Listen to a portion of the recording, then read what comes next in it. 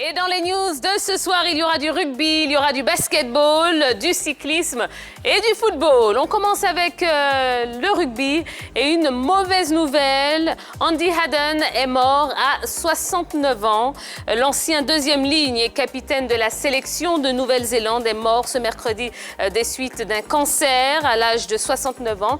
Il a disputé 117 matchs sous le maillot des All Blacks.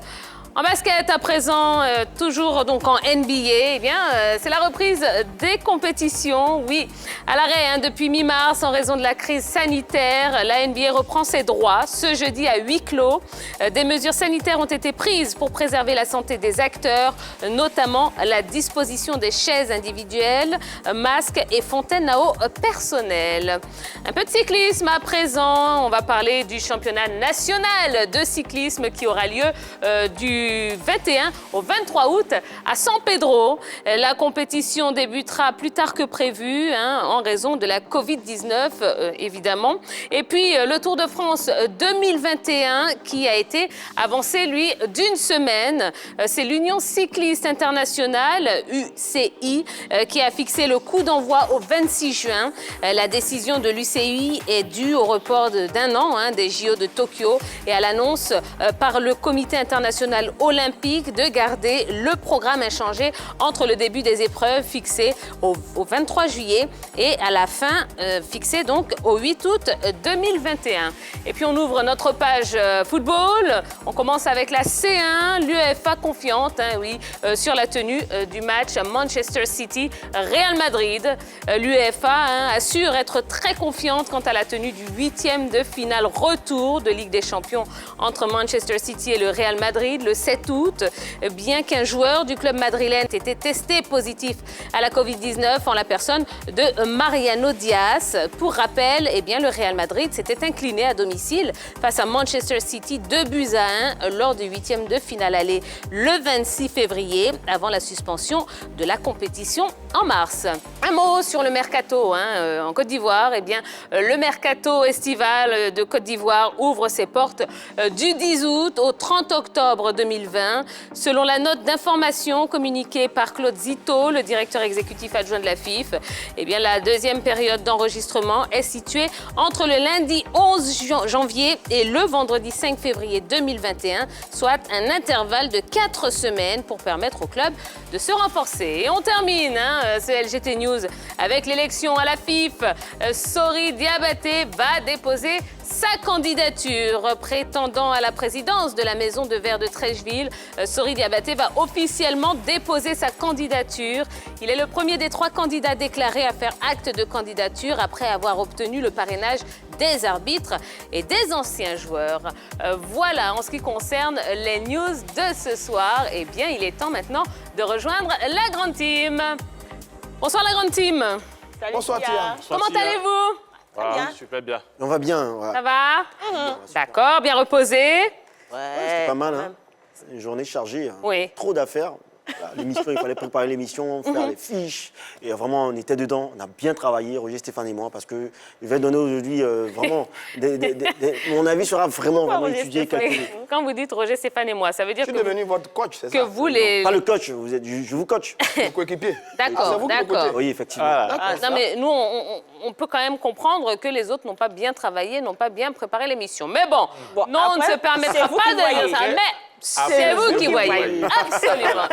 Alors, Yellow, parmi toutes ces informations, toutes ces news, qu'est-ce que vous retenez? Alors, Monsieur Sori Diabaté passe à la deuxième étape du processus électoral. Après avoir passé avec brio la première étape concernant les parrainages des groupements d'intérêt et des clubs, Monsieur Sori Diabaté prévoit déposer sa candidature demain à partir de 10h. Il ne reste que Monsieur Idriss Diallo qui a officiellement le parrainage de l'AFI et des entraîneurs et Monsieur Didier Drogba qui a le parrainage des arbitres.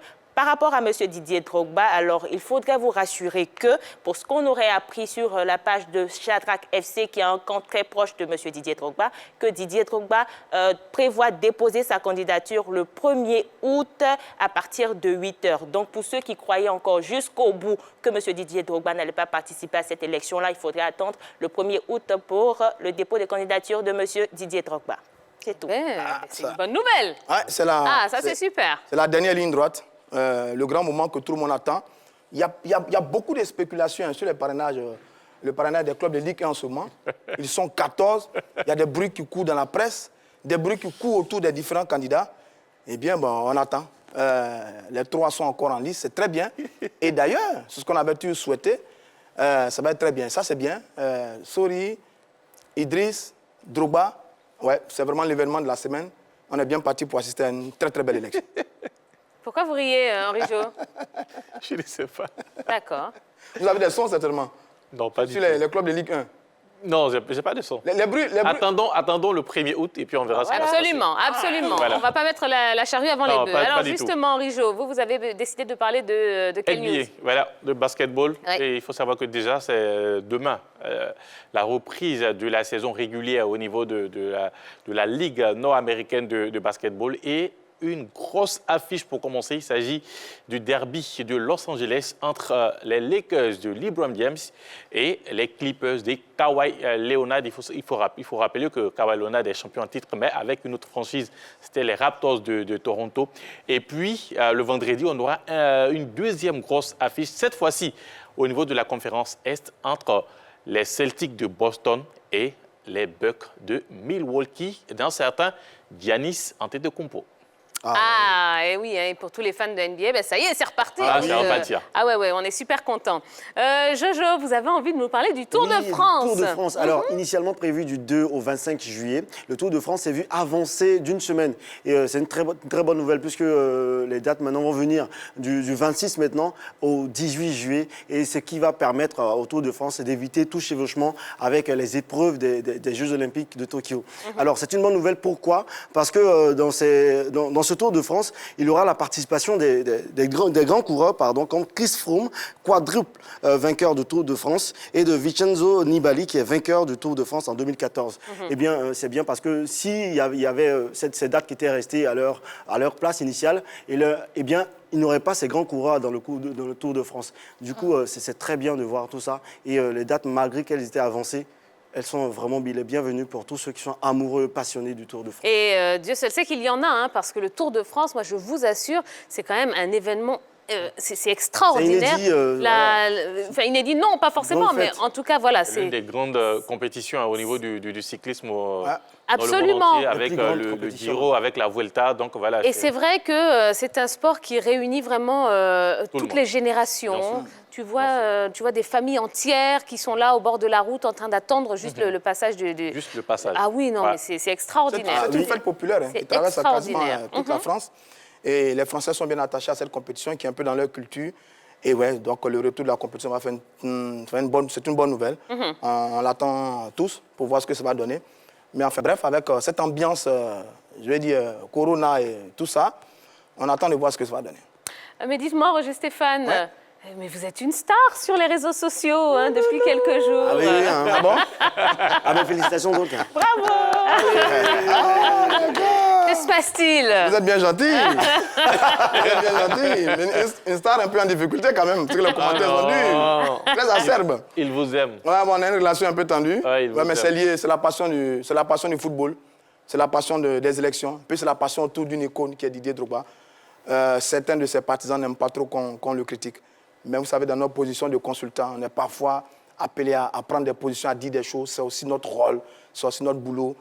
Des fois, on ne le dit pas avec gaieté de cœur, mais on n'a pas le choix. On a souvent ce devoir d'objectivité, de pertinence quels que soient les sujets. Ils nous ont souvent dit que nous étions très objectifs et très pertinents. Mais là, comme ça touche Dédé de temps en temps, bon, ils sortent. Mais enfin, bref, je pense qu'on va finir par s'entendre. C'est ça aussi la passion, et puis c'est ça aussi le métier. Non, et puis en toute objectivité, en toute honnêteté, vous devez quand même savoir et reconnaître que même si Roger Stéphane, oui, il a des paroles qui vous embêtent, hein, que vous n'appréciez pas concernant le candidat Didier Drogba, eh ben, il fait les mêmes critiques pour les autres candidats. Donc, voilà, une fois de plus, prenons ça avec beaucoup de légèreté, et puis vous êtes une star. Quand Donc, même, une star. Allez, C'est le boulot. Allez, ceci étant dit, on va pouvoir passer à la séquence suivante. C'est l'heure du focus.